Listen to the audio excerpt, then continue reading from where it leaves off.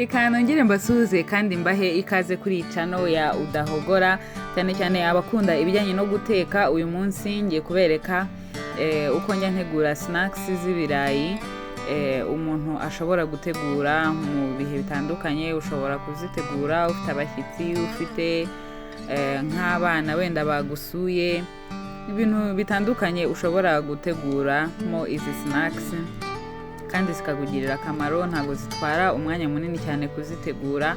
Icyo kandi nakubwira nuko hari indi tutorial n'ubundi indi snack izabageraho kwa gatandatu, nayo muyitegure. Mu gutegura rero izi snacks ndatangira mbereka uko biri bube bigenda. Ndakenera amagi 2, tangawizi ndetse n'ibirayi. Iyi ni black pepper, igitunguru, poivron ndetse na seleri, hanyuma n'ifu y'ifarini ndetse n'amavuta. Ubwo harazamo n'umunyu byanze bikunze. Mu gutangira rero gutegura izi snacks, ndabanza ntunganye neza ibirayi, nibyo ndi buhereho. Ndabirapa nkoresheje umwanya uringaniye nyine wo kuri rape. Haba hari hato cyane harapa utuntu tuba twabaye nk'udufu. Ahangaha rero niho hasa nk'akurikiyeho ari aha kabiri. Nimara kurapa bya birayi, ndahita nshyiramo ibitunguru, nshyiremo poivron, nshyiremo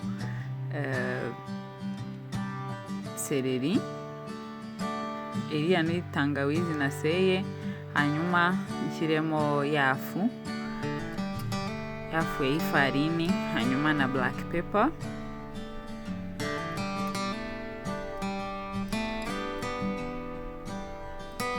n'amagi, amagi 2, hanyuma mbivange neza.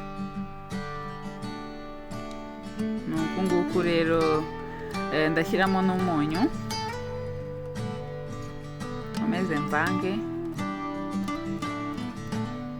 nuko bimeze. Maze kubivanga neza byose, ndahita nshyira amavuta make ku ipanu, hanyuma ngerageze kuyakwiza ku ipanu hose.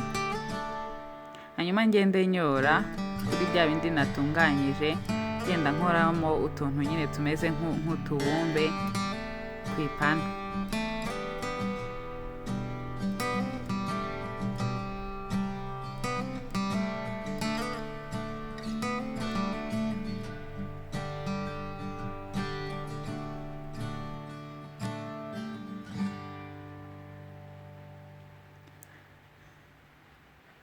Ndagerageza n'ubundi kongera gukwirakwiza utuvuta, hanyuma nibimara gusa nkaho uruhande rumwe ruhiye, mpindure nteke no ku rundi ruhande.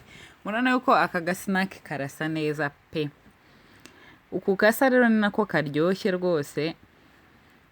Ni akantu ushobora gutegura ufite nk'abana rwose bari bugusure, cyangwa n'abantu bakuru, byose nta kibazo. Cyangwa nawe ushobora kugategura nko kuri breakfast, ntacyo byaba bitwaye, kaba karyoshye.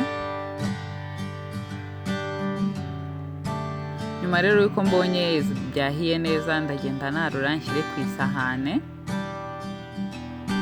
Urabona ko utu snack tumeze neza.